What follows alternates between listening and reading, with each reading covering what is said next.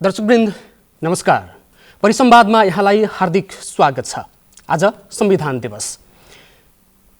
झण्डै 70 वर्ष लामो सङ्घर्षबाट विक्रम सम्वत 2072 साल असोज 3 गते तत्कालीन संविधान सभाबाट जारी भएको नेपालको संविधान कार्यान्वयनको 6औं वर्ष पूरा गरेर 7औं वर्षमा प्रवेश गरेको छ। राजतन्त्रबाट गणतन्त्र, एकात्मकबाट सङ्घात्मक, असमावेशीबाट समावेशी लोकतन्त्र र हिन्दू अधिराज्यबाट धर्मनिरपेक्षतालाई संस्थागत गर्नको लागि संविधानले निकै नै ठूलो भूमिका खेल्छ भन्ने आशा थियो, विश्वास थियो। त्यो एउटा कार्यान्वयनको चरणमा छ। 6औं वर्ष पूरा भएर 7औं वर्षमा प्रवेश गरेको यो आधा दर्जन वर्षसम्म आइपुग्दा संविधान कार्यान्वयनको चरणमा कहाँनिर प्रवेश गरिरहेको छ, कस्तो अवस्थामा पुगिरहेको छ, जनताले चाहेको आशा, भरोसा अथवा अपेक्षाहरू पूरा हुँदै गइरहेका छन् अथवा निराशाको सुरुङतर्फ हामी गइरहेका छौँ। अब भने समीक्षाको सन्दर्भ जुरिरहेको छ। संविधान दिवसको सन्दर्भ पारेर आज हामी संविधानको समीक्षाको विषयमा बहस गर्न गइरहेका छौँ र आज हामीसँग हुनुहुन्छ नेपाल बार एसोसिएसनका पूर्व केन्द्रीय उपाध्यक्ष प्रहलाद बहादुर कार्की र नेकपा माओवादी केन्द्रका लुम्बिनी प्रदेश सदस्य नरेन्द्र नेउपाने। आउनुहोस् आजको कार्यक्रम सुरुवात गरौँ। यहाँलाई स्वागत छ। नमस्ते सर। यहाँलाई पनि नमस्ते। म प्रहलाद सरसँगबाट आजको कुराकानीलाई सुरुवात गर्न चाहन्छु। 6औं वर्ष पुरा भइसक्यो संविधानको। हजुर। हामीले 70 वर्षसम्म लडेर ल्याएको, विशेष गरी संविधान सभाबाट जारी गरेको संविधान भनेर हामीले अझ त्यसमा पनि विश्वका उत्कृष्ट संविधानहरूमध्ये, उत्कृष्ट प्रगतिशील संविधानहरूमध्येमा चाहिँ नेपालको संविधान पनि एउटा हो है भनेर हामीले गर्व गर्ने ठाउँ पनि रह्यो। यद्यपि केही सडकहरूमा नारा पनि, जुलुस कुराहरू पनि आए। 6औं वर्ष पार गर्दै गर्दा कार्यान्वयनको चरण चाहिँ कस्तो रह्यो, छोटकरीमा अथवा संक्षिप्त रूपमा समीक्षा गर्दाखेरि चाहिँ यहाँले?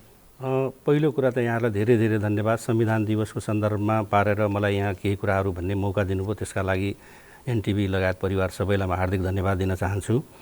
6औं वर्ष समाप्त गरिकन 7औं वर्षमा प्रवेश गरेको उपलक्ष्यमा म संविधान सभाको सन्दर्भमा, संविधान दिवसको सन्दर्भमा म आज प्रफुल्ल मनले चाहिँ नेपाली जनतालाई शुभकामना दिन सक्ने हैसियतमा चाहिँ छैन। म किन छैन भन्दाखेरि जुन उत्साहका साथमा हामीले संविधान लिएर आएका थियौँ त्यो उत्साह सनै सनै रूपमा अहिले समाप्त हुँदै गइरहेको छ। नेपाली जनताका उसमा संविधान कार्यान्वयन गर्ने सन्दर्भमा विभिन्न प्रश्न चिन्हहरू खडा भएका छन्। संविधानलाई राजनीतिक दलहरूले र जो पहुँचमा रहेका व्यक्ति, वर्ग, निकाय र पदाधिकारीहरू छन् उहाँहरूले आफ्नो आफ्नो तरिकाले व्याख्या गर्ने, आफ्नो आफ्नो तरिकाले कार्यान्वयन गर्ने समस्याले गर्दाखेरि संविधानलाई जुन किसिमले चाहिँ एउटा चाहिँ जनताको सहज पहुँचमा राज्यले जुन किसिमको संविधानद्वारा दिएका जुन अधिकारहरू हुन् ती नागरिक अधिकारहरूलाई प्रत्याभूत गर्ने, उनीहरूलाई संरक्षित गर्ने, उनीहरूलाई सुसूचित गर्ने लगायतका जुन प्रक्रियाहरू हुन् ती प्रक्रियामा अहिले धेरै ठुलो प्रश्न चिन्ह खडा भएको छ। त्यस कारणले म आजको सन्दर्भमा सबै नेपाली जनतालाई संविधान दिवसको चाहिँ म शुभकामना दिन सक्ने स्थितिमा म छैन। मेरो मन चाहिँ त्यति भएको छैन। तर पनि अब हरेक कुरामा चाहिँ तपाईँको नकारात्मकै कुराहरू सोच्यौँ भने हामीले सकारात्मक कुराको परिणाम हामी ल्याउन सक्दैनौँ। त्यसैले अहिले जे जति भएको छ त्यसलाई हामीले सकारात्मक रूपले लिएर अब हाम्रा बिचमा जुन कुराहरू उठिराखेका छन्, जहाँ कमी कमजोरी छन् ती कमी कमजोरीलाई हामीले कसरी सच्याएर लिएर जाने भन्ने कुरामा हामी सबैका बिचमा सहकार्य हुन जरुरी छ। यसका लागि मैले प्रमुख कारक तत्त्वको रूपमा देखेको भनेको हामीले भन्ने गरिन्छ सबै नीतिको मूल नीति भनेको राजनीति हो।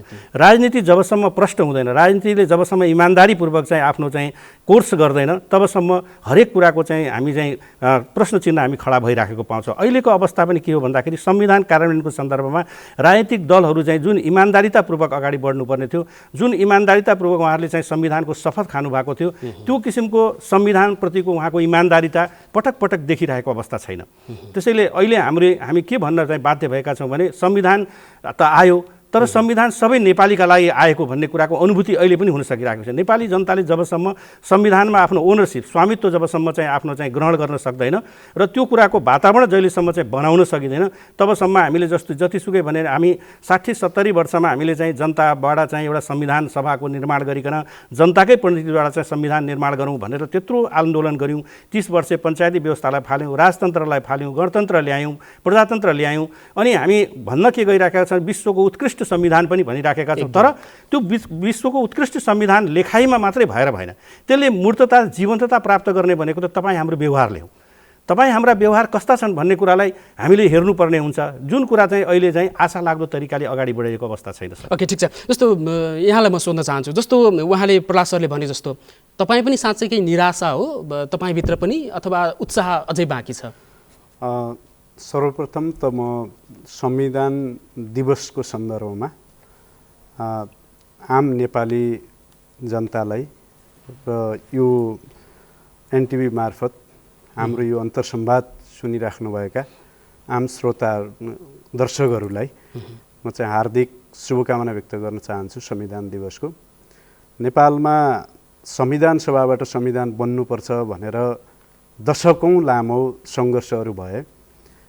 नेपाली जनताले आफ्ना प्रतिनिधि मार्फत संविधान निर्माण गर्न पाउनुपर्छ भनेर विभिन्न चरणमा चलेका आन्दोलनहरूको उपलब्धिका रूपमा संविधान सभाले 2072 साल असोज 3 गतेको दिन एउटा प्रगतिशील संविधान जारी गर्यो। यद्यपि त्यसका कार्यान्वयनका सन्दर्भमा जाँदाखेरि कहीँ न कहीँ समस्याहरू देखा परे। राजनीतिक प्रतिबद्धताका कुरा, इमान्दारिताका कुरा र जिम्मेदारीका सन्दर्भमा जाँदा कहीँ न कहीँ समस्या देखा परे भन्ने कुरा छ, जरुर पनि छ। यो पछिल्लो राजनीतिक घटनाक्रम र संविधानमाथि भएको हस्तक्षेप र सर्वोच्च अदालतले त्यसको चाहिँ गरिदिएको व्याख्यालाई हेर्दा पनि संविधानमाथि कहीँ न कहीँबाट चाहिँ हमला गर्न खोजिएको जस्तो स्थिति चाहिँ देखिन्छ। तर नेपालमा दशकौँ लामा सङ्घर्षहरूबाट, खास गरी जनयुद्धको एउटा जगमा पनि यो संविधान जारी भएको, विभिन्न आन्दोलनहरू भए, तर सचेततापूर्ण तरिकाले बलिदानीको बाटो अवलम्बन गरेर संविधान सभाबाट संविधान बनाउनुपर्छ भनेर हजारौँ नागरिकहरूले गरेको बलिदानबाट प्राप्त भएको यो एउटा प्रगतिशील संविधान हो। संविधानले नागरिकहरूका अधिकारलाई सुनिश्चित गरेको छ। सङ्घीयता, समावेशिता, धर्मनिरपेक्षता, समानुपातिक प्रणाली, यी मुद्दाहरूलाई खास गरी त्यहाँ संविधानमा समावेश गरिएको छ। 240 वर्षदेखिको राजतन्त्रात्मक व्यवस्थालाई अन्त्य गरेर गणतन्त्र स्थापना गरेर जनताको प्रतिनिधि राष्ट्रपति हुने प्रणाली स्थापित गरिएको छ। यसैले यो एउटा प्रगतिशील संविधान हो र यसलाई, यो संविधानभित्र के कुरा पनि हामीले लेखेका छौँ भने नेपालको अबको समाज व्यवस्था हामी समाजवादतिर जान्छौँ है भनेर, समाजवाद उन्मुख हुनेछ भनेर हामीले त्यो कुरालाई पनि यहाँ लेखेका छौँ। शासकीय स्वरूप सबै कुरालाई यसलाई हामीले के बुझौँ भने संविधान के हो, यो संविधान कस्तो संविधान बन्यो भन्ने एङ्गलबाट हेर्दा एउटा प्रगतिशील संविधान हो, समाजवाद उन्मुख संविधान हो, यो बलिदानबाट र परिवर्तनबाट स्थापित भएको र निर्माण भएको संविधान हो, जनताले लेखेको संविधान हो, यो सार्वभौम अधिकार यसको चाहिँ जनतामा निहित भएको संविधान हो र यो संविधानको कार्यान्वयनका सन्दर्भमा जटिलताहरू देखिन सक्छन्। संविधान आफैमा यो अपरिवर्तनीय, परिवर्तनै हुन नसक्ने भन्ने कुराको विषय पनि होइन। संविधान जुन लेखिएको छ यो परिवर्तन हुन पनि सक्छ, तर कार्यान्वयनका सन्दर्भमा देखिएका कुराहरूलाई हामीले हाम्रो व्यवहारलाई, आचरणलाई र हाम्रो आनीबानीलाई परिवर्तन गर्ने हो। संविधानभित्र केही कुराहरू हामीले त तत्कालीन अवस्थामा माओवादीले एउटा रिजर्भेसन पनि राखेको थियो, रिजर्भेसन सहित यो संविधान पारित गरेका थियौँ। शासकीय स्वरूपको कुरा र खास गरी यसको निर्वाचन प्रणालीको कुरालाई हामीले त्यहाँ रिजर्भेसन राखेर चाहिँ संविधान पारित गरेका हौँ। प्रत्यक्ष निर्वाचित राष्ट्रपति हुनुपर्छ भन्ने हाम्रो मान्यता थियो। जनताबाट निर्वाचित राष्ट्रपति जो आज जुन ढङ्गले गतिविधिहरू भइराखेका छन् त्यो कुरा आज फेरि एकचोटि चाहिँ समीक्षा गर्ने ठाउँमा आइपुग्दाखेरि के भएको छ भने त्यो आवश्यकता हो है भन्ने कुरा महसुस गराएको छ। निर्वाचन प्रणाली पूर्ण समानुपातिक निर्वाचन प्रणाली हुनुपर्छ भन्ने कुरालाई हामीले त्यति बेला चाहिँ रिजर्भेसनका रूपमा राखेर यो प्रगतिशील संविधान हो र यसलाई चाहिँ कार्यान्वयन गर्ने जिम्मेवारी हाम्रो पनि हुन्छ र आम राजनीतिक दल, नागरिकहरूको सबैको हुन्छ भनेर चाहिँ गरेका थियौँ। त्यो कुराको समीक्षा गर्नुपर्ने पार्ट आफ्नो ठाउँमा छ। यो संविधानबाट निराशै हुनुपर्ने स्थिति त होइन। जस्तो तपाईँले अगाडि भने जस्तो यो संविधानलाई चाहिँ अपरिवर्तनीय चाहिँ होइन भनिराख्दाखेरि यो संविधान अपरिवर्तनीय बनाउँदाखेरि चाहिँ संविधान कमजोर भएको हो अथवा के हो? यो कार्यान्वयनको चरणमा अप्ठ्यारो फिल गरेको कुरा किन? संविधान भनेको राज्यको मूल कानुन हो। संविधानसँग जोडिएर अरू कानुनहरू चाहिँ बन्ने हुन्। संविधान मूल कानुन भनेको मूल कानुन हुनुको नाताले यो के हो भने यो पनि फेरि मूलतः फेरि कानुन नै हो, राज्यको एउटा कानुन हो। यसलाई यो परिवर्तन चाहिँ हुनै सक्दैन भने संविधान कसरी बन्छ भन्दा जनताको भावना, इच्छा र चाहना अनुसार बन्ने हुन्। कानुनहरू कसरी जारी हुन्छन् भन्दा जनताको इच्छामा र भावनामा अथवा हाम्रो टेरिटोरीको एउटा चाहिँ आवश्यकतामा खास गरी कानुनहरू निर्माण हुने हुन् र जारी हुने हुन्। ती कानुनहरू अपरिवर्तनीय कहिले पनि परिवर्तन हुन सक्दैनन् भन्ने कुरा चाहिँ हुन सक्दैन। जनताको चाहना र भावनाले परिवर्तनको विषयलाई लिएर हामी अगाडि जाने कि पछाडि आउने भन्ने सन्दर्भ पनि प्रमुख होला नि। जस्तो तपाईले परिवर्तन हुन्छ भनिराख्दाखेरि परिवर्तन अगाडिको लागि परिवर्तन त्यो ठिक होला अथवा अहिले चाहिँ यो संविधानभन्दा पछाडि फर्कने बाटोहरू पनि अझ प्रशस्त रूपमा औल्याउन थालिएको छ। यसले गर्दाखेरि संविधानलाई कमजोर बनायो कि भन्ने महसुस हुन्छ कि हुँदैन यहाँलाई? हो जस्तो कि गति भनेको गतिको नियमलाई हामीले हेर्दा के बुझ्छौँ भने गतिको नियम भनेको परिवर्तन हुँदा अग्रगामी परिवर्तन हुने हो, पश्चगामी परिवर्तन हुने होइन। आज हामी गणतन्त्रबाट फर्किएर राजतन्त्रतिर फर्किने हो भने त्यो पश्चगामी परिवर्तन हुन्छ। संघीयतालाई खारेज गरेर चाहिँ हामी पछाडि फर्किने हो भने त्यो पश्चगामी प्रकृतिको परिवर्तन हुन्छ। धर्मनिरपेक्षतालाई खारेज गरेर एउटा चाहिँ एउटा धर्मको मात्रै राज्य निर्माण गर्नुपर्छ भन्ने कुराको कन्सेप्ट कसैले अगाडि सार्छ भने त्यो पश्चगामी परिवर्तन हुनसक्छ। तर त्यो सानो सङ्ख्यामा एउटा समुदायले अथवा कसैले कोही व्यक्तिहरूले त्यो विषयलाई उठाइदिन सक्छन्, त्यो कुरा प्रदान हुँदैन। तपाईँ संविधानको स्वीकारोक्तिको प्रश्नलाई लिने हो भने 100% जनताले चाहिँ संविधानलाई स्वीकार गरे हो भन्दा त्यो 100% दुनियाँका संविधानलाई तपाईँले हेर्नुभयो भने पनि 100%ले चाहिँ समर्थन गरेको हुँदैन। अधिकतम नागरिकको समर्थन छ वा छैन भन्ने कुरा हुन्छ। न्यूनतमले त्यो कुरालाई चाहिँ त्यो मेरो चित्त बुझेन भनिदिने कुरा हुनसक्छ। तर जस्तो हिजोका दिनहरूमा संविधान जारी गर्दाखेरि हस्ताक्षर गरेकै नेताहरूले अहिले संविधान मान्दैन भन्ने किसिमका यो संविधान दिवस मनाउँदैन भनेका अभिव्यक्तिहरू अहिले आइरहेका छन् भने संविधानको जुन अपनत्वको विषयहरू त क्रमशः हट्दै गइरहेको छ नि हैन? त्यो चाहिँ मान्नुहुन्छ नि यहाँले? नेता भनेको पनि जनताको एउटा प्रतिनिधि हो र पात्र हो। नेतालाई प्रगतिशील र गतिशील त्यति बेलासम्म मान्न सकिन्छ जसले चाहिँ जनताको अग्रगामी एजेन्डाको चाहिँ नेतृत्व गरेर भूमिका निर्वाह गरिरहन्छ। उसले त्यो गर्न सक्दैन भने उसलाई चाहिँ नेता मानिराख्ने भन्ने चाहिँ प्रश्न चाहिँ जरुरी छैन। जनताले त्यो कुरा मान्दैन। जस्तो प्रहलाद सर, संविधान हाम्रो साँच्चैकै विश्वकै उत्कृष्ट संविधानहरूमध्येमा उत्कृष्ट हो अथवा उत्कृष्ट सँगसँगै त्यो बलियो खालको संविधान हो जो चाहिँ हामी पछाडि अब फर्किन सक्दैनौँ र अगाडिको यात्रा मात्रै अगाडि रहन्छ? यसको व्याख्याका पनि विभिन्न परिदृश्यहरू विभिन्न पाटाहरू छन् हैन। अब भन्ने मान्छेले चाहिँ विश्वको उत्कृष्ट संविधान भन्छन् हैन। तर उत्कृष्ट संविधान मैले अघि नै पनि निवेदन गरेँ त्यसलाई जीवन्तता जबसम्म दिँदैन र जबसम्म मान्छेले त्यसको अनुभूति र अपनत्व ग्रहण गर्न पाउँदैन तबसम्म जतिसुकै उत्कृष्ट भने पनि के। म यहाँ तपाईँलाई उदाहरणको रूपमा भन्छु 2047 सालको संविधान हामी कहाँ आयो? त्यो संविधानमा एउटा पनि संशोधन नगरिकन त्यो संविधान हामीले फाल्यौँ। त्यो संविधानका धेरै प्रावधानहरू यस्ता थिए जुनलाई हामीले संशोधन गरिकन त्यसलाई हामी समय र परिस्थिति सुहाउँदो बनाउन सक्थ्यौँ। तर त्यसमा हामी लागेनौँ। हामी अहिले अब बनाएको संविधान जुन छ त्यो संविधान पनि 3 चोटि हामीले संशोधन गरिसक्यौँ। यति सानो उसमा अवस्थामा हामी 3 चोटि संशोधन गरिसक्यौँ। अब चौथो संशोधनको प्रक्रियामा हामी गइराखेका छौँ होइन। त्यसकारणले यो संविधानको कुनै पनि संविधानको तपाईँको के अरे सफलता र असफलता भनेका त्यसका चाहिँ परिणामबाट देखाउने कुरा हो। यहाँ अहिले संविधानको सन्दर्भमा कुरा गर्दा नरेन्द्रजीले जसरी भन्नुभयो वास्तवमा परिवर्तनका कुराहरू धेरै यो संविधानले आत्मसात गरेको छ। त्यो त्यति बेलाको आवश्यकता पनि थियो, जनताको माग पनि थियो। जनतालाई एउटा सपना देखाइयो, राजनीतिक दलहरूले त्यो सपना देखाए। त्यो सपना देखाएका कारणले गर्दाखेरि राजनीतिक दलहरूलाई त्यति बेला नागरिक समाज राजनीतिक दलहरूलाई सपोर्ट गरे र त्यो सपोर्ट गरेको परिणामस्वरूप हामीले यो संविधान प्राप्त गऱ्यौँ। त यो संविधान प्राप्त गरिरहेका अवस्थामा हामीले चाहेको चाहना के थियो भन्दाखेरि त्यति बेलाको अवस्था के थियो भन्दाखेरि एकीकृत जुन चाहिँ हाम्रो राज्य प्रणाली छ त्यसलाई हामी सङ्घात्मक गरौँ र सबैलाई सशक्त रूपमा लिएर गएर सबैले अपनत्व ग्रहण गर्ने एउटा वातावरण सिर्जना गरौँ भनेर हामीले संविधानमा 3 सरकारको चाहिँ हामीले गठन गऱ्यौँ अहिले होइन। केन्द्रीय, प्रदेश र त्यसपछि स्थानीय। अब अहिले के देखिराखेको छ भन्दाखेरि जुन नेताहरू जुन मूल नेताहरू जुन हुनुहुन्छ उहाँहरूको मानसिकता र उहाँको व्यवहार के छ भने अहिले पनि केन्द्रीकृत छ। त्यो केन्द्रीकृत भएको कारणले गर्दा तपाईँ लेख्नलाई तपाईँले एउटा कुरा लेख्नुभयो तर व्यवहार तपाईँको त्यो अनुरूप भएन। त्यसले के देख्यो त भन्दाखेरि एक अर्काको बिचमा टकराउ देखिराखेको होइन। त्यसले अहिले जुन समयमा तपाईँको कानुन निर्माण गर्नुपर्ने थियो त्यो कानुन निर्माण हुन सकिराखेको छैन। प्रदेशहरूका बिचमा पनि टकराउको स्थिति आइराखेको छ र त्यो प्रदेशको टकराउलाई चाहिँ संविधानात्मक भूमिका निर्वाह गरेर सङ्घीय सरकारले अथवा सङ्घका जुन पदाधिकारी छन् उहाँहरूले चाहिँ त्यसलाई चाहिँ समन्वयको भूमिका निर्वाह गर्नुपर्ने त्यो पनि हुन सकिराखेको छैन।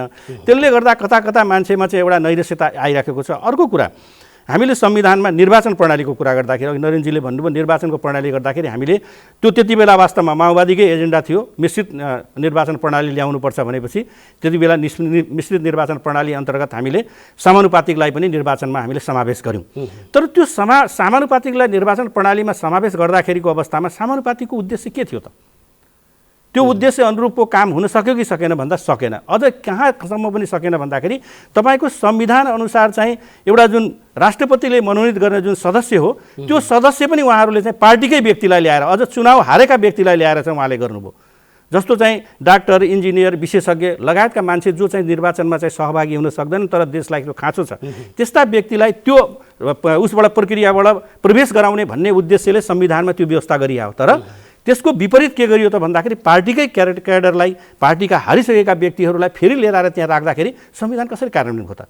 त्यसैले संविधान कार्यान्वयन गर्ने सन्दर्भमा पनि राजनीतिक दलहरू पनि इमान्दार हुनु भएन, उहाँहरूको व्यवहार पनि पारदर्शी भएन, जवाबदेहिता पनि भएन। अझ भर्खरैको उदाहरणको रूपमा भनौँ, योभन्दा अगाडिको केपी ओलीको सरकार हुँदाका अवस्थामा जुन संविधानको दुर्दशा गरियो, प्रतिनिधि सभालाई चाहिँ जुन किसिमले चाहिँ बहिर्गमन गरिकन प्रतिनिधि सभाको कुनै मतलबै राखिएन र संविधानलाई चाहिँ धुजा बनाउने काम गरियो। त्यो धुजा बनाउने कामको सन्दर्भमा सर्वोच्चले केही चाहिँ संरक्षण गरेको कारणले गर्दाखेरि अहिले यो दृश्य आएको छ। तर यो दृश्यले पनि मलाई लाग्छ परिणाम चाहिँ ल्याउन सक्ने अवस्था छैन, किनभने अहिले पनि राजनीतिक दलहरू यो संविधानप्रति चाहिँ त्यति प्रतिबद्ध र इमान्दार भएको उहाँहरूको काम व्यवहारले देखाइराखेको छन्। त्यसकारणले जनता त प्रतिबद्ध छन्, जनता त संविधान आयो खुसी छन् होइन। हामीले यत्रो वर्षबाट चाहिँ आफ्नै प्रतिनिधिद्वारा चाहिँ संविधान बनाउने, गणतन्त्र फाल्ने, संहिता ल्याउने, धर्मनिरपेक्ष, अब धर्मनिरपेक्षताको सन्दर्भमा मेरो रिजर्भेसन छ सर। धर्मनिरपेक्षताको सन्दर्भमा यो जुन शब्द हो यो शब्द नै मैले बुझ्न सकेको छैन। त्यो पछि आउँदा त्यो विषयमा छुट्टै चाहिँ यसलाई मैले खाली के भन्छु भन्दाखेरि धर्मनिरपेक्ष भनेको उहाँहरूले गरेको व्याख्या भनेको कसैले धर्मैसँग कुनै मतलबै नराख्ने भने हो, त्यो होइन। म हिन्दू हुँ, मैले हिन्दू धर्म मान्न पाउनुपर्छ होइन। जो आफ्नो आफ्नो धर्म छ त्यसले खालि के भने राज्यको धर्म हुँदैन, त्यति कुरा मात्रै हो। तर त्यो विषयमा एकछिन छलफल गरौँ। अहिले म नरेन्द्र सरसँग जान चाहन्छु। प्रहलाद सरले भने जस्तो राजनीतिक दलहरू अथवा जनप्रतिनिधिहरू अथवा जनताले जसलाई चाहिँ विश्वास गरेका थिए ती नेताहरू चाहिँ इमान्दार हुन सकेनन्, उनीहरू चाहिँ सक्षम हुन सकेनन्, प्रतिबद्ध हुन सकेनन्, त्यस्तो हो नि होइन? जरुर पनि उहाँले भनेका केही कुराहरूमा चाहिँ म सहमत कहाँ छु भने राजनीतिक दलहरूले नै यो राज्यको सम्पूर्ण नीतिहरूको मूल नीति भनेको राजनीतिसँग केन्द्रित हुने भएको हुनाले राजनीतिक दलहरू र दलका नेताहरूमा नै जिम्मेदारिता र इमान्दारिता चाहिन्छ। त्यो कुरा संविधानको खराबी त्यो प्रश्न होइन। संविधानलाई आवश्यकता अनुसार परिवर्तन गरेर लिने, बदल्ने र त्यसलाई कार्यान्वयन गर्ने, नयाँ ढङ्गले लिएर जाने सन्दर्भलाई चाहिँ संविधानमै पनि खुला राखिएको छ र त्यो ढङ्गले जान्छ। जनताको आवश्यकता अनुसार चाहिँ त्यो ढङ्गले अगाडि जाने कुरा हो। तर राजनीतिक दलका नेताहरूमा कोही न कोही कार्यान्वयनको सन्दर्भमा इमान्दारिता देखिएन भन्दा जनताले अर्को पटकको इलेक्सनमा चाहिँ जनताले त्यो व्यवस्था संविधानले नै गरिदिएको छ कि तिमीहरूले चाहिँ जनता महान हुन् र उनीहरूले नै अर्को इलेक्सनमा चाहिँ उनीहरूलाई दण्ड र सजायको व्यवस्था गर्ने अधिकार त्यहाँ छ, त्यो कुरा छ। तर जे खराबीहरू देखिए, हारेका नेताहरू फेरि निर्वाचित भएर जाने, समानुपातिकमा चाहिँ समानुपातिकलाई प्रयोग गर्ने मेथड चाहिँ जुन उद्देश्य थियो त्यसमा चाहिँ कहीँ न कहीँ चाहिँ खराबीहरू देखिने भन्ने कुरालाई त्यसलाई चाहिँ सच्याएर जान जरुरी होला। राजनीतिक दलहरूले सच्याउनु पर्ने जरुरी आवश्यकता हो। जस्तो अस्ति भर्खरै मात्रै हामीले एउटा जुन पीडा भोग्यौँ, तत्कालीन प्रधानमन्त्री केपी ओलीले चाहिँ संसदलाई चाहिँ जुन संविधानमा व्यवस्था नै छैन उहाँले चाहिँ भङ्ग गरिदिनु हो। त्यो किसिमको अपव्याख्या गर्ने शैली त्यो चाहिँ कसरी निर्माण हुँदैछ नेतामा भन्ने कुरा महत्त्वपूर्ण हुन्छ। हामीले त्यहाँ राखेको एउटा चाहिँ रिजर्भेसन भित्रको एउटा कुरा के थियो भने प्रत्यक्ष जनताबाट निर्वाचित राष्ट्रपतीय प्रणालीमा, कार्यकारी राष्ट्रपतीय प्रणालीमा गयो भने त्यसले चाहिँ यो ढङ्गले अपव्याख्या गरेर चाहिँ संविधानको संरक्षकका रूपमा हुन्छ र संविधानको चाहिँ त्यो चाहिँ संविधानको भक्षकका रूपमा काम गर्न पाउँदैन भनेर यो प्रश्नलाई चाहिँ त्यहाँ उठाइएको थियो। प्रधानमन्त्रीले सिफारिस गरिदिने, प्रधानमन्त्री संसदबाट निर्वाचित हुने, संसदबाट निर्वाचित हुँदाखेरि चाहिँ मेरो बहुमत पुगेन, 2 वर्षसम्म त उहाँले संसद भङ्ग गर्नु भएन, किनभने संविधानले उहाँलाई के अधिकार दिएको छ भने 2 वर्षसम्म उहाँलाई कसैले अविश्वासको प्रस्ताव ल्याउन पाउँदैन।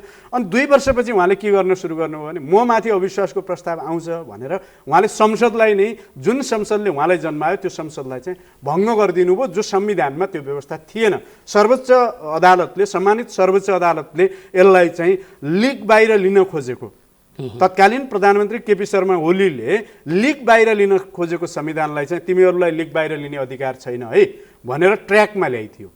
त्यसैले यसको चाहिँ मूल्याङ्कन गर्ने अरू इन्स्टिट्युसनहरू पनि छन् होइन, सर्वोच्च अदालत लगायतका इन्स्टिट्युसनहरू पनि छन्। तर संविधानमाथि राजनीतिक दलका केही यस्ता नेताहरूले गरेको गलत क्रियाकलापले संविधानै खराब हो होइन, यो चाहिँ समस्या हो। समस्या त्यहाँ होइन, समस्या तत्कालीन प्रधानमन्त्री केपी ओलीको समस्या हो नि त। जस्तो संविधानमा लेखिनुपर्ने जति पनि प्रावधानका विषयहरू छन् ती विषयहरू क्लियर चाहिँ किन लेख्न नसकेको होला भन्ने त्यो लाग्छ कि लाग्दैन यहाँलाई? जस्तो कुनै पनि अधिकार अथवा भएको नभएको भन्ने कुरालाई चाहिँ क्लियर रूपमा लेख्न नसकेको हो कि होइन? यो विषय के हुन्छ भने कानुनको भाषाहरू भनेको म्याथमेटिक्सको भाषा जस्तो पनि हुँदैन। म्याथमेटिक्सको एन्सर निकाल्दाखेरि के गरिन्छ भने स्वाट्टै एउटा एन्सर गणितमा एउटा यो हिसाबले जसले जसरी अनुकूल हुन्छ त्यही अनुसार प्रष्ट हिसाबले लेखिएको कुरालाई पनि अपव्याख्या गरेर यो चाहिँ कार्यकारिणीको अधिकारले चाहिँ त्यसलाई निर्णय गर्न सक्छ भनेर चाहिँ उहाँहरूले जुन ढङ्गले अपव्याख्या गर्नुभयो। तपाईँ पछिल्लो 2टा पटक संसद विघटन हुँदाखेरि हेर्नुहोस् न, अघिल्लो पटक संसद विघटन गरियो, सर्वोच्च अदालतले चाहिँ संसद विघटन गर्न पाइँदैन भनेर सर्वोच्च अदालतले चाहिँ व्याख्या गरिसकेपछि संविधानले दिँदैन है कहीँ पनि भङ्ग गर्ने अधिकार छैन प्रधानमन्त्रीसँग भनेर सर्वोच्चले चाहिँ त्यो फैसला दिइसकेपछि फेरि संसद विघटन गरियो र संसद विघटन गर्नुभन्दा अगाडि चाहिँ सरकारको कसैको कुनै सांसदले चाहिँ विश्वासको मत लिन सक्छ भनेर भन्दा त्यहाँ चाहिँ एउटा सांसदले मेरो विश्वास छ भनेर चाहिँ 149 जनाको चाहिँ हस्ताक्षर बुझाउँदासम्म राष्ट्रपतिले चाहिँ त्यसको नहेरेर संसद विघटन गरिदिनु। तर यसको समस्या हो, संविधानमा नलेखिएको कुरा होइन, संविधानमा नलेखिएको कुरा होइन, नियतमा समस्या भएका कारणले गर्दाखेरि व्यक्तिमा देखिएको नियतको खराबीका कारणले गर्दाखेरि समस्या आएको। त्यस्ता व्यक्तिलाई आगामी निर्वाचनमा चाहिँ जनताले जान दिनु भएन, संविधान त सही ढङ्गले कार्यान्वयन भइहाल्छ नि। नेताको कारण संविधान चाहिँ जोखिममा छ। नेता होइन कि आम नेता, सबै नेता नभनौँ कि एकाध नेता जसले गल्ती गरे तिनीहरूको कारणले गर्दा जोखिम हुन सक्छ। तपाईँ राष्ट्र जोखिममा चाहिँ नेताहरूको सुप्रिम पावरमा पुर्याइसक्यो भने सुप्रिम पावरमा पुगेको व्यक्तिले गलत डिसिजन गरिदिँदाखेरि त राष्ट्र नै जोखिममा हुन्छ। एउटा केन्द्रीय विषय भयो, यो एउटा भेग विषय भयो अथवा यो चाहिँ सर्वोच्च विषय भयो। म अलिकति तल आउँछु, जनताकोमा आउँछु। जनताको सबैभन्दा नजिकको सरकार भनेर स्थानीय सरकारलाई हामीले बुझेका छौँ, त्यो सरकारबाट हामीले सेवा सुविधा पाइरहेका छौँ, त्यो सरकारबाट नै सबैभन्दा बढी आशा हामीलाई छ। किनभने त्यो विकासको जुन एउटा गति छ त्यो गति स्थानीय तहबाटै सुरु गर्ने होला। जनप्रतिनिधिहरूको क्षमता, जनप्रतिनिधिहरूको दृष्टिकोण, उहाँहरूले अहिले सञ्चालन गरिरहेको कार्यशैली, जुन परिवर्तनको जुन एउटा बाटो छ त्यो बाटोलाई हेर्दाखेरि चाहिँ संविधान हामीले कस्तो बनाएछौँ भन्ने कुराको महसुस चाहिँ कस्तो हुन्छ? संविधान हामीले ठिक बनायौँ, एकदम सही संविधान बनायौँ होइन। यसमा केही कुराहरू चाहिँ यसलाई चाहिँ बल्ल अझ नयाँ बनाउने कुरा, अग्रगामी छलाङतिर जाने कुरा चाहिँ छँदै होला। त्यसलाई के गर्यौँ भने हामीले सरकारको अवधारणालाई, सिंहदरबारको अधिकारलाई चाहिँ स्थानीय स्तरमा ल्याउनुपर्छ भनेर सङ्घ, प्रदेश र स्थानीय सरकारको अवधारणालाई हामीले ल्यायौँ। त्यहाँभित्र चाहिँ निर्वाचित हुने जनप्रतिनिधिको क्षमता, योग्यता अलिकति नपुगेको अवस्था पनि होला। त्यो कुरालाई त्यसलाई चाहिँ राजनीतिक दलहरूले पनि र नागरिकहरूले पनि योग्य उम्मेदवार निर्वाचित गर्नुपर्छ भन्ने एङ्गलबाट हेर्ने कुरा हो। त कानुन बनाउने अधिकार, कार्यान्वयन गर्ने अधिकार र जनतालाई चाहिँ सेवा चाँडोभन्दा चाँडो सेवा प्रवाह गर्ने, डेलिभरी गर्ने अधिकार हामीले जहाँ ल्याइ पुर्याएका छौँ त्यो कुरा त संविधान त कानुन त। र आज संविधान दिवसका दिनमा हामी बोल्दै गर्दा त एकदमै हामीले सही कुरा ल्याएका छौँ नि त। सिंहदरबारभित्र हुने बजेटको एउटा ठुलो अंश चाहिँ स्थानीय स्तरमा आउने, विकास निर्माण गर्ने, उहाँहरूले कानुन निर्माण गरेर चाहिँ जारी गर्ने बनाइयो। त्यहाँभित्र पात्र को गयो, कस्तो गयो भन्ने कुरा होइन। भोलि तपाईँ हामी सबैलाई बाटो खुल्ला छ। अलिकति आलोचनात्मक रूपमा हेर्न मिल्छ। आलोचनात्मक हिसाबले हेर्दा जनप्रतिनिधिहरूले अलिकति प्रभावकारी भूमिका निर्वाह गर्न नसकेको जस्तो अवस्था र त्यसलाई बुझ्न नसकेको जस्तो अवस्था र यो अन्तिम कार्यकाल पनि हो देखिन्छ होइन। त्यो कुरा चाहिँ देखिराखेको छ। मैले यसलाई कसरी हेर्छु भने यो सुरुवाती चरण पनि भएको हुनाले यो संविधान जारी भएपछिको हामीले 3 सरकारको जुन अवधारणा गऱ्यौँ त्यो चाहिँ हाम्रो पहिलो अभ्यास थियो। पहिलो त्यहाँ जाने जनप्रतिनिधिहरू चाहिँ पहिलो पटक उहाँहरू जाँदै हुनुहुन्थ्यो, केही चाहिँ रणभुल्ल पर्नुभयो होला। प्रहलाद सर, जस्तो अगाडि उहाँले नरेन्द्र सरले भने जस्तो हामी स्थानीय सरकारबाटै बढीभन्दा बढी आशा राख्छौँ। एकदम। मौलिक हक जुन नेपालको संविधान छ त्यो संविधानले जुन किसिमको मौलिक हकहरूको प्रत्याभूत गरेको छ त्यो अत्यन्तै महत्त्वपूर्ण छ भनेर हामीले पढ्यौँ पनि, त्यसलाई हामीले मनन पनि गऱ्यौँ। तर कार्यान्वयनको चरणमा आउँदाखेरि त्यो छिन्न भिन्न हिसाबले अथवा अलमलको हिसाबले यहाँसम्म आइपुग्यो। यो मौलिक हकको कार्यान्वयनमा किन यस्तो समस्या देखिएको होला, अथवा मौलिक हकलाई बनाउने बेलामा समस्या भएको अथवा त्यसको चाहिँ कार्यान्वयनको चरणमा आउँदाखेरि चाहिँ अप्ठ्यारो फिल भएको हो, के हो तपाईँहरूको दृष्टिकोणबाट भन्दा? यस्तो हामीले बनाएको संविधानमा 32 वटा चाहिँ हामीले मौलिक हक बनाएका छौँ होइन। त्यसमध्येमा योभन्दा अगाडि धेरै मौलिक हकहरू जुन थिएनन् त्यसलाई पनि हामीले यसमा एड गर्यौँ। तर यो संविधान बनाउँदाका क्रममा एउटा समस्या के देखिएको हो भन्दाखेरि हाम्रो आवश्यकता र औचित्य के थियो त त्यति बेला, र राज्यको चाहिने सामर्थ्य के थियो। राज्यले कमिटमेन्ट नागरिकका बिचमा गरेको कमिटमेन्टलाई पुरा गर्न सक्ने राज्यले सामर्थ्यता प्राप्त गरेको थियो कि थिएन, मूल प्रश्न त्यहाँ थियो। त्यो कुरालाई हामीले मतलब राखेनौँ कि त्यति बेला हामी के गर्यौँ भन्दाखेरि नागरिकलाई जे जति अधिकार दिन सकिन्छ, जे मागहरू आए ती मागहरूलाई हामी सबै संविधानमा समेट्दै गयौँ। अहिलेको सबभन्दा ठुलो के अरे चुनौती भनेको नै त्यही हो राज्यको। हामीले संविधानमा त त्यो कुराहरू ल्यायौँ, तर त्यो कुरालाई पुरा गर्न सक्ने सामर्थ्यता राज्यमा रहेन। त्यस कारणले गर्दाखेरि एउटा कुरा संविधानप्रतिको वितृष्णा एउटा त्यहाँ पनि आयो। अर्को मूल कुरा के भन्दाखेरि हामीले जुन संविधानमा जुन अधिकारहरू नागरिकलाई दियौँ त्यो अधिकारलाई सम्बोधन गर्ने सन्दर्भमा समयमा बनाउनु पर्ने कानुन हामीले बनाउन सकेनौँ। त्यसले गर्दाखेरि पनि त्यो अधिकारलाई कार्यान्वयन गर्ने सन्दर्भमा पनि एउटा अन्योलताको स्थिति त्यो रह्यो। अर्को कुरा अहिले पनि के छ भन्दाखेरि तपाईँको कार्यपालिका, व्यवस्थापिका र न्यायपालिका शक्ति पृथकता सिद्धान्त अनुसार चाहिँ यिनीहरूले आफ्नो चाहिँ परिधि र सीमाभित्र रहेर काम गर्नुपर्छ भन्ने वैधानिक मान्यता हो।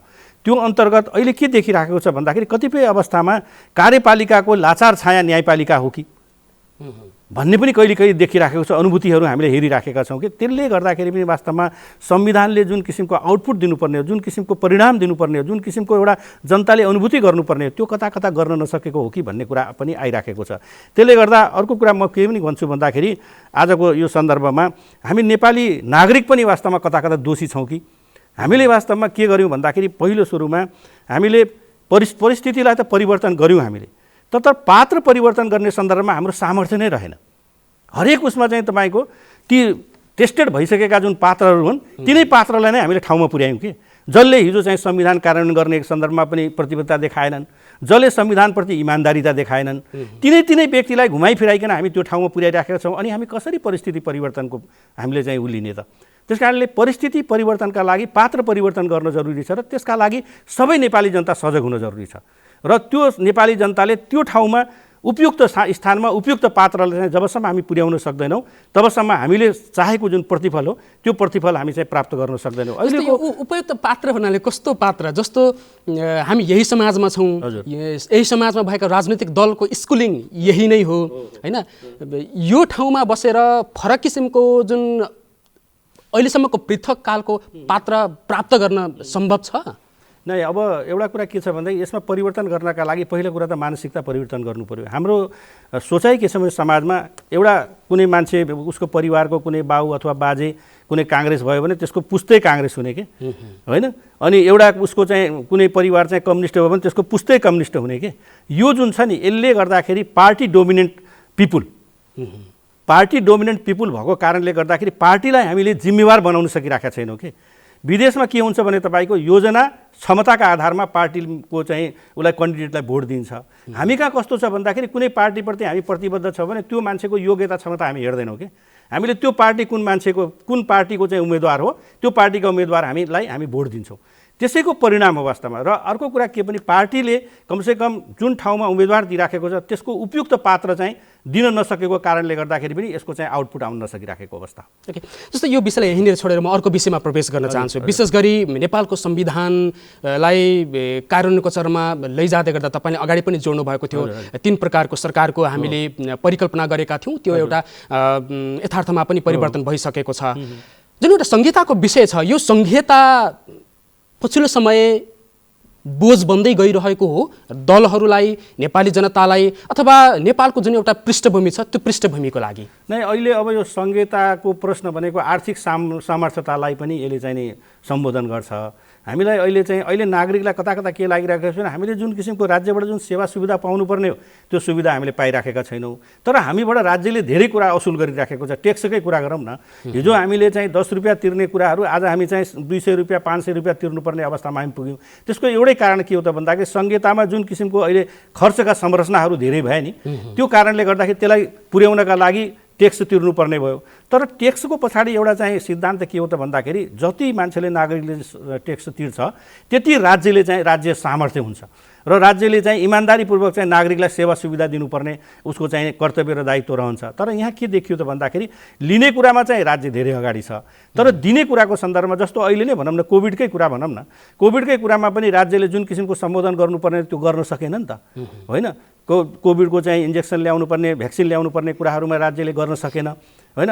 अरू कुराहरू सेवा सुविधाहरू दिने कुराहरूमा पनि राज्य चाहिँ त्यति सक्षम भइराखेको स्थिति छैन।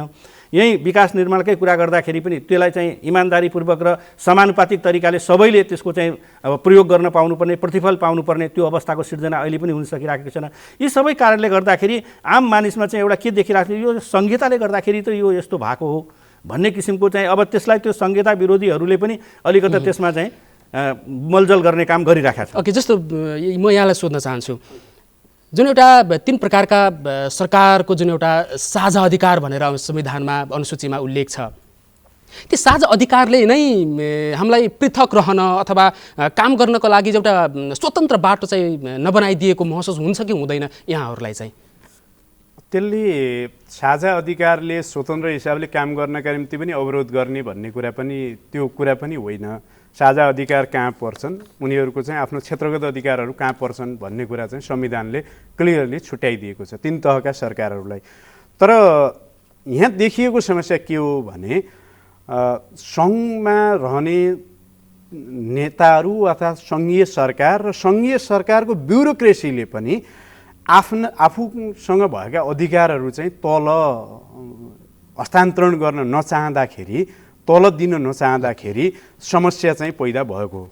उनीहरूले अहिले सङ्घीयता खराब होइन, सङ्घीयता खराब भन्ने कुरा होइन, यो हामीले के मात्रै हेरिरहेछौँ भने नि, होइन, यो चाहिँ अलिकति मेकानिजमहरू बढ्यो, होइन, गभर्मेन्टको मेकानिजम बढ्यो, अनि चाहिँ त्यहाँ ब्युरोक्रेसीको सङ्ख्या बढ्यो भन्ने कुरालाई पनि हेरिराखेका छौँ। त्यसको रिलेसन कहाँ पनि हुन्छ भने जस्तो त्यहाँ मेकानिजम तल बढ्छ नि, त्यहाँ जबका अपर्च्युनिटीहरू पनि बढाया हुन्छन्। अलिकति ट्याक्स बढ्यो भन्ने छ, ट्याक्स बढ्ने भन्ने भन्दा पनि ट्याक्सको दायरा चाहिँ केन्द्रीकरण गर्नेतिर चाहिँ गएको पनि होला, धेरै भास्ट चाहिँ वृद्धि भएको भन्ने कुरा पनि होइन। स्रोतहरूको पहिचान हुन्छ, आफ्नो मोडालिटीको विकासको कुरा हुन्छ र ती कामहरू पनि अहिले चाहिँ बिस्तारै अगाडि बढ्दैछन् कि यो पहिलो सरकार हामीले अभ्यास गरेका छौँ, होइन, सङ्घीयता नै फेल भयो, काम छैन, अब आवश्यकता होइन भने सिम्पटम होइन, सिम्पटमहरू जस्तो लक्षणहरुसम्म देखिरहेको छ, नराम्रो लक्षणलाई मात्रै हेर्नु भएन, राम्रो लक्षणहरूलाई पनि त हेरौँ त, होइन। प्रदेशको सरकारले विकासका केही चाहिँ प्रारूपहरू तयार गर्दैछन्, अगाडि बढ्दैछन्, आफ्नो मोडालिटीको विकास अगाडि बढाउन खोज्दैछन्। केही ठाउँमा चाहिँ नयाँ सिटीहरू तयार गर्ने उद्देश्यसहित राजधानीका कन्सेप्टहरू अगाडि बढेका छन् भने त्यो मात्रै होइन कि हामी खराबलाई मात्रै देख्ने होइन, खराब पनि हुन सक्छन्, इरर हुन सक्छ नि त। हरेक मान्छेभित्र हामीले चाहिँ के अरे मेरिट्स र डिमेरिट्स त दुईटै कुरा त हामीले त सबैतिर हेर्नुपर्छ। जनतामा जानुहुन्छ, जनतासँग बहस गर्नुहुन्छ, जनताको भावना पनि बुझ्नुहुन्छ, जनताको भावनालाई प्रतिनिधित्व गरेर भन्दाखेरिको कुराहरू, जनताको भावनामा पनि कुरा के हो भने यो खराबै भयो, समस्या नै भयो भन्दा पनि यसले चाहिँ डेलिभरी अलि बढी दिनु पर्यो भन्ने कुरा जनताको एक्सपेक्ट हुन्छ, अपेक्षा हुन्छ। त्यो डेलिभरी चाहिँ अहिले चाहिँ अलिकति केही कम भएको अवस्था देखियो र त्यो डेलिभरी चाहिँ उपलब्धता गराउनका निम्ति अवरोध कहाँ भयो भने प्रदेश सरकारहरूलाई सङ्घकै एउटा मेकानिजमले चाहिँ अवरोध गरिदियो, रोकिदियो। जस्तो प्रहरी चाहिँ प्रदेशमा आउनुपर्ने हो, आउनुपर्ने हो नि, अब यो अवधि सकिँदैछ, आजसम्म चाहिँ प्रहरीलाई चाहिँ प्रदेशमा नल्याएर सङ्घले रोकिरहेछ, पावर उसले आफू कहाँ राख्नुपर्छ भनेर रोकिरहेछ। समस्या चाहिँ त्यहाँ हो, त्यो चाहिँ सच्याउनु नै पर्छ, होइन। अरू कुराहरूका हिसाबले हेर्दाखेरि सङ्घीयता अहिले फेल होइन, सङ्घीयता नेपालका निम्ति चाहिँ वरदानै साबित हुन्छ। अझ कस्तो हुन्थ्यो भने पहिला चाहिँ केन्द्रीय सरकारमा मात्रै सत्ताको भागबण्डामा लडाइँ हुन्थ्यो, अहिले प्रदेशमा पनि सुरु भयो। अब यो कस्तो हो भने हामीले जुन सिस्टम अवलम्बन गरेका छौँ नि त, त्यो गलत छ। हामीले जुन सिस्टमको एउटा चाहिँ मल्टिपार्टी सिस्टमभित्र हामीले चाहिँ जसरी जाने सिस्टम अवलम्बन गरिरहेका छौँ नि, त्यसभित्र जाँदाखेरि त्यसको असर प्रदेशमा पनि सङ्घमा पनि देखा नै पर्छ। त्यसैले त हामीले भनेको कि यो एउटा प्रणालीलाई चाहिँ अलिकति पूर्ण हिसाबले यो संसदीय प्रणालीको बाटोलाई चाहिँ परिवर्तन चाहिँ आवश्यक छ। संसदीय प्रणालीको एउटा बाटोलाई हामीले त अहिले त्यो एजेन्डामा चाहिँ बहस अब गर्नुपर्छ है। अब समाजवादमा जाने हो, प्रत्यक्ष कार्यकारी राष्ट्रपति अनि पूर्ण समानुपातिक निर्वाचन प्रणाली को एउटा अवधारणाबाट हामीले चाहिँ अगाडि जानुपर्छ। प्रत्यक्ष कार्यकारी राष्ट्रपति हुने बित्तिकै त्यो कुराले के गरिदिन्छ भने केही यो यस्ता लडाइँहरू चाहिँ कार्यकारीकै निम्ति हुने हो नि त लडाइँहरू, त्यो कुरा चाहिँ अन्त्य हुँदै जान्छ। यो चाहिँ एउटा अब यसमा चाहिँ साझा एउटा मत बनाउन जरुरी छ भन्ने कुरामा चाहिँ हामी जान्छौँ। फेरि कसैले यसलाई चाहिँ स्वीकार गर्दैनन् अनि त्यो मत हामी कति बनाउन सक्छौँ त्यो दिशातिर अगाडि जाने हो। तर अहिले जे देखिएको छ फेरि मिठो प्रकारको त होइन, फेरि होइन सरकार परिवर्तन हुने, अरू हुने, सरकारहरू ढल्ने, अर्को गर्ने, त्यो मिठो प्रकृतिको चाहिँ त्यो होइन। तर जसलाई चाहिँ विश्वास गरेर दिइयो राम्रो काम गर्न नसक्दाखेरि जनताबाट इलेक्टेड प्रतिनिधिहरूले परिवर्तन गर्नुपर्ने फेरि बाध्यता पनि हुन्छ। जस्तै यो संविधानको कार्यान्वयन गर्दाखेरि नरेन्द्र सर, यो कार्यान्वयनको 6औं वर्षमा छौँ हामीहरू। यो संहिताको विषय भयो, अर्को होला धर्मनिरपेक्षताको। धर्मनिरपेक्षताको कुरा गर्दाखेरि अघि प्रहलाद सरले पनि केही यो एउटा विषय उठाउनु गर्नुभएको थियो। विशेष गरी धर्मलाई चाहिँ कम्युनिस्टको स्कुलिङबाट आउनुभएका तपाईँ जस्ता व्यक्तिहरूले अफिम भनेर व्याख्या गर्नुहुन्छ। अर्को कुनै एउटा तबका छ जसलाई चाहिँ सनातन धर्मको संरक्षण सहित भनेर चाहिँ संविधानमा उल्लेख गर्नुपर्ने भयो। त्यसमा पनि तपाईँहरू चाहिँ कन्भिन्स हुनुभयो। यसरी हेर्दाखेरि अहिले एउटा सामान्य नेताले ल्याएको सामान्य प्रतिवेदनले, सामान्य आलेखले देशले तरङ्गित हुनुपर्ने स्थिति चाहिँ कसरी पैदा हुन्छ कि यो विषय? पर्दैन नि, तर तरङ्गित त भयो नि होइन, तपाईँहरू त डराउनु भयो। जस्तो कि म हिन्दू हुँ होइन, एउटा कुरा म चाहिँ तरङ्गित हुनुपर्ने कुनै कारण छैन। प्रहलाद सरले अघि भन्नुभयो मैले धर्मनिरपेक्षता बुझेको छैन भन्नुभयो। धर्मनिरपेक्षता भनेको चाहिँ कोही धर्म बुझाइका फेरि आफ्ना एङ्गलहरू हुन्छन्, नबुझेरै उहाँले भन्नुभएको। तर कुरा के हो भने अहिले हामीले संविधानमा व्यवस्था गरेको धर्मनिरपेक्षता भने के हो भने सबै धर्म मान्न पाउने स्वतन्त्रता सबैलाई छ। मैले चाहिँ म हिन्दू धर्म मान्छु, मलाई त्यो स्वतन्त्रता छ। तपाईँ कम्युनिस्टहरूले धर्म मान्छन् कि मान्दैनन् त्यो एउटा फिलोसफीको कुरा हो। त्यो फिलोसफिकल डिबेट चाहिँ हामी फरक ढङ्गले गरौँला। तर चाहिँ नेपालको संविधानले गरेको व्यवस्था अनुसार धर्मनिरपेक्ष मुलुक भने यो हिन्दूहरूको चाहिँ हिन्दू धर्म मान्नेहरूको मात्रै राज्य हुँदैन। यहाँ हिन्दू पनि छन् होइन, क्रिस्चियनहरू पनि छन्, यहाँ बौद्धिस्टहरू पनि छन्, इस्लामहरू पनि छन् र त्यो अलावा अरू धर्म मान्नेहरू पनि हुन सक्छन्। सबैलाई धर्म मान्ने स्वतन्त्रता हुन्छ। र हाम्रो संविधानले एउटा कुरा त्यहाँनिर के क्लज चाहिँ लगाएको छ भने, प्रतिबन्ध लगाएको छ भने कसैलाई धर्म परिवर्तन गराउन चाहिँ पाइँदैन भन्ने कुरा चाहिँ फुल स्टप लगाइदिएको छ। धर्म परिवर्तन गर्न पाइँदैन। तर तपाईँले मान्ने धर्ममा चाहिँ यहाँ हस्तक्षेप हुँदैन है, कसैले अवरोध गर्दैन है, यो हिन्दू राज्य मात्रै होइन भनेर भनिएको छ। अब जस्तो तपाईँ भन्नुहुन्छ संविधानमा लेख्नुहुन्छ समाजवाद उन्मुख भनेर लेख्नुहुन्छ, त्यसपछि धर्मका कुराहरू आफ्नै किसिमका छन्। तर मैले अगाडि पनि जोडेको थिएँ, सामान्य एउटा नेताको एउटा आलेखले तरङ्गित हुने शून्य एउटा संविधानको जुन एउटा व्यवस्था छ त्यति कमजोर हामीले किन बनायौँ होला भन्न खोजेको मात्र हो। एउटाले कसैले लेखिदिएको आधारमा चाहिँ बाह्य हिसाबले त्यो समुदायमा आएको तरङ्ग हो होइन, डिबेटका रूपमा आयो, कसैको लेख डिबेटका रूपमा आइदियो, त्यो कुरा होइन। संविधानमा चाहिँ धर्म निरपेक्षता हटाउनुपर्छ भनेर त संसदमा पनि बहस भएको जस्तो मलाई लाग्दैन, चलेको जस्तो लाग्दैन।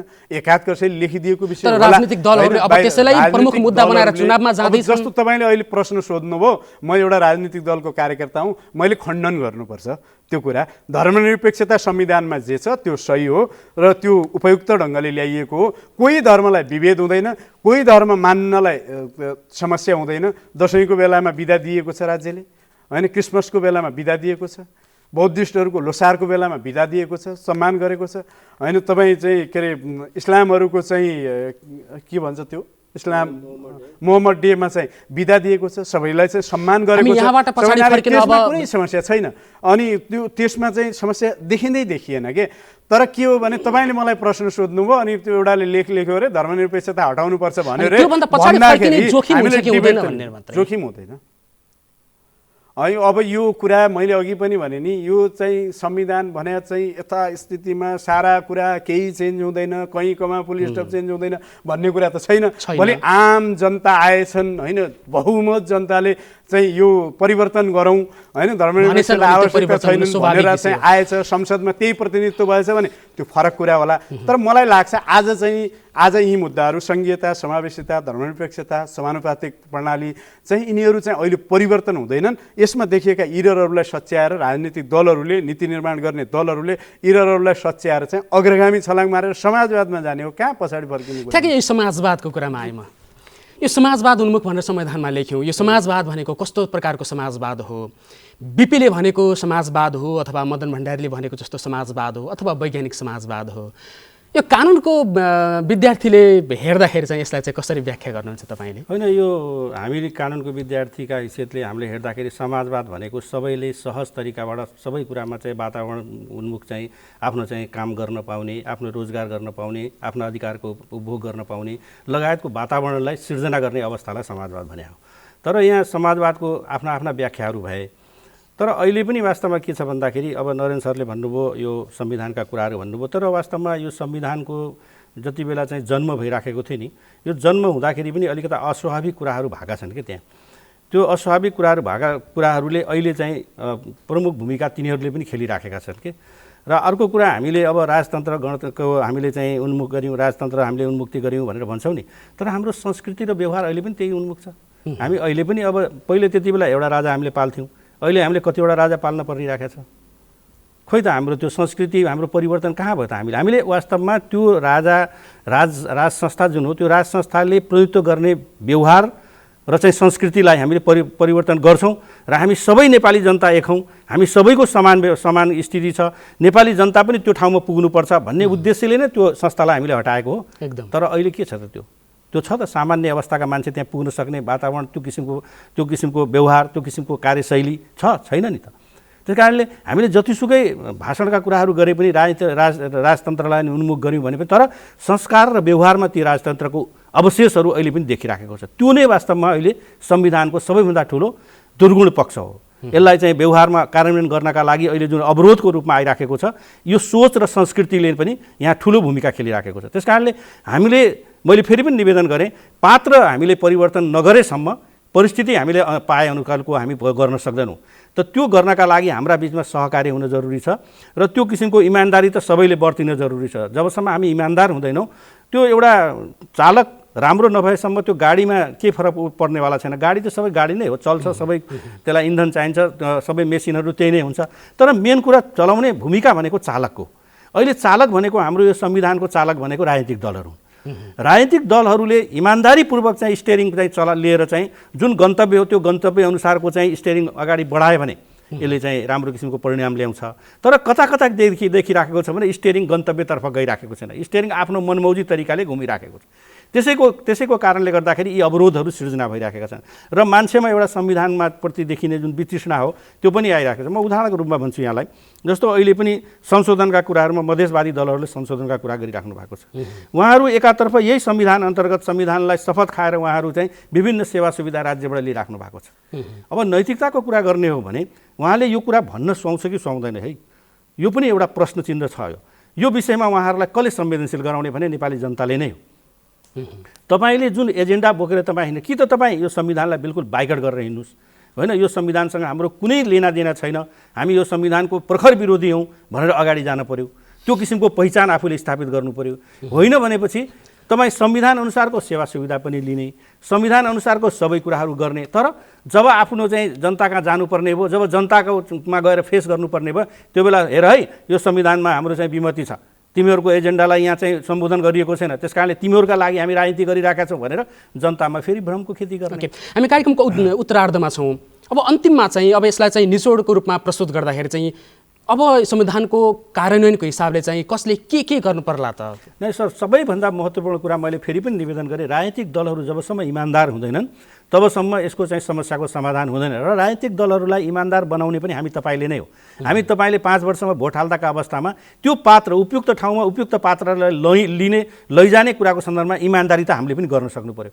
हामी कुनै तरिकाले चाहिँ त्यति बेला स्खलित हुने कुरा गर्नु भएन। हामी पार्टीका नाममा आफ्नो नातागोताका नाममा जुन किसिमले हामी काम व्यवहार गरिरहेका छौँ त्यसको परिणामस्वरूप चाहिँ हामीले जुन प्रतिफल खोजेको त्यो प्रतिफल हामीले प्राप्त गर्न सकिरहेका छौँ। जस्तो अहिले पनि परिदृश्यमा देखिएका नेताहरू छन् नि तिनीहरू पटक पटक टेस्टेड भइसके, तिनीहरू पटक पटक फेल भइसके, तर अहिले पनि अब भोलि चुनाव हुन्छ हेर्नुहोस्, त्यो चुनाव हुँदाखेरि फेरि उहाँहरू माथि नै हुनुहुन्छ। अनि त्यो पात्रलाई जबसम्म हामी परिवर्तन गर्न सक्छौँ तबसम्म त्यो पात्रले चाहिँ हिजो जे गरेको थियो त्यही कुरा आज पनि गर्छ। त्यो परिवर्तनको चाहिँ सम्भाग त त्यो हुन सक्दैन, किनभने उसको संस्कृति उसको व्यवहार त त्यही किसिमको छ। उसलाई हामीले अहिलेसम्म पनिस पनि गर्न सकिरहेका छैनौँ होइन। जबसम्म हामीले उसलाई यो किसिमको डर या भय हामीले चाहिँ दिन सक्दैनौँ, म करेक्सन हुनुपर्छ है, म करेक्सन भएन भने जनताले भोलि मलाई चाहिँ यहाँबाट हटाइदिन सक्छ भन्ने किसिमको भय र त्रास जबसम्म उसमा हुँदैन तबसम्म उसले त आफू त परिवर्तन गर्दैन, परिवर्तन हुँदैन। त्यो परिवर्तन गराउन नसक्नका पछाडिको एउटा कारक तत्त्व भनेको हामी नेपाली जनता पनि हो। त्यस कारण हामी नेपाली जनता पनि इमान्दार हुन जरुरी छ। हामीले संविधानको जुन आउटपुट खोजिराखेका छौँ त्यो आउटपुटलाई प्राप्त गर्नका लागि हाम्रो पनि त कर्तव्य र दायित्व छ। त्यो कर्तव्य र दायित्वलाई हामी इमान्दारीपूर्वक आफ्नो चाहिँ नलिने होइन, तर हामी चाहिँ खालि परिस्थितिको परिवर्तनका लागि मात्रै हामी आफूलाई चाहिँ उन्मुख गराउन खोज्ने भएको कारणले गर्दाखेरि यो विद्रोहात्मक जुन किसिमको चाहिँ परिस्थिति र प्रणाली छ यसले वास्तवमा सकारात्मक परिणाम दिन सकिराखेको छैन। तर पनि आज संविधान दिवसका सन्दर्भमा हाम्रा सामनेमा संविधान छ, हामीले बडो मेहनतका साथमा जनताको त्यत्रो उत्सर्गका साथमा हामीले संविधान लिएर आएका छौँ।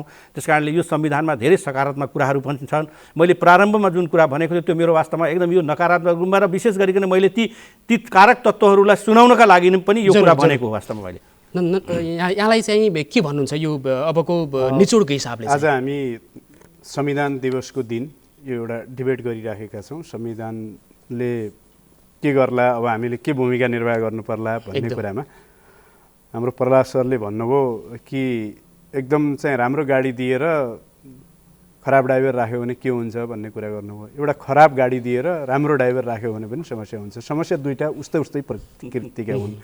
त्यसैले एउटा राम्रो चाहिँ संविधान जारी भएको छ, यसका केही समस्याहरू पनि अवश्य नै होला, तर यो एउटा प्रगतिशील संविधान छ। यसलाई कार्यान्वयन गर्नका निम्ति सही प्रकारको नेतृत्व आवश्यक पर्यो भन्ने कुरा जुन छ त्यसको सन्दर्भमा आम नागरिकलाई चाहिँ यो संविधानले नै अधिकार दिएको छ। अब यो संविधानको रक्षा गर्ने, यो संविधानभित्र भएका मौलिक अधिकारहरूको कार्यान्वयन गर्ने र जनतालाई चाहिँ सेवा डेलिभरी गर्ने, विभिन्न तहका सरकारको अवधारणा जुन गरिएको छ त्यो सरकारलाई इम्पावर दिएर चाहिँ जनताको विकास र समृद्धि दिने नेतृत्व चयन गर्ने अधिकार आम नागरिकहरूलाई छ। र हामी जहाँ जहाँ बसेका छौँ नि, यहाँ चाहिँ आदरणीय अधिवक्ता हुनुहुन्छ, तपाईँ एउटा पत्रकार हुनुहुन्छ, जनताको आवाज बोल्ने, अनि म एउटा राजनीतिक कर्मी छु, समाज सेवामा काम गर्ने। हामी सबैको दायित्व हुन्छ कि अब हामीले यो देशका निम्ति संविधानलाई जोगाउने, संविधानलाई अझ प्रगतिशील बाटोमा चाहिँ अग्रगामी बाटोमा लिने, आम नागरिकलाई सुसूचित गर्ने र बलिदानबाट र त्यागबाट प्राप्त गरेका उपलब्धिहरूको रक्षा र विकास गरेर अगाडि लग्ने दायित्व हाम्रो अगाडि छ। त्यो हामी सबैले पुरा गर्ने हो। हस्, यहाँलाई दुवैजनालाई धेरै धेरै धन्यवाद। धन्यवाद। आज हामी कुराकानी गऱ्यौँ नेपाल बार एसोसिएसनका पूर्व केन्द्रीय उपाध्यक्ष प्रहलाद बहादुर कार्की र नेकपा माओवादी केन्द्रका लुम्बिनी प्रदेश समिति सदस्य नरेन्द्र नेउपाने। आजको परिसंवाद यहाँलाई कस्तो लाग्यो? जस्तो लाग्यो त्यस्तै प्रतिक्रिया दिन नभुल्नुहोला। अहिले पनि हामी सबैलाई बिदा दिनुहोस्। नमस्कार।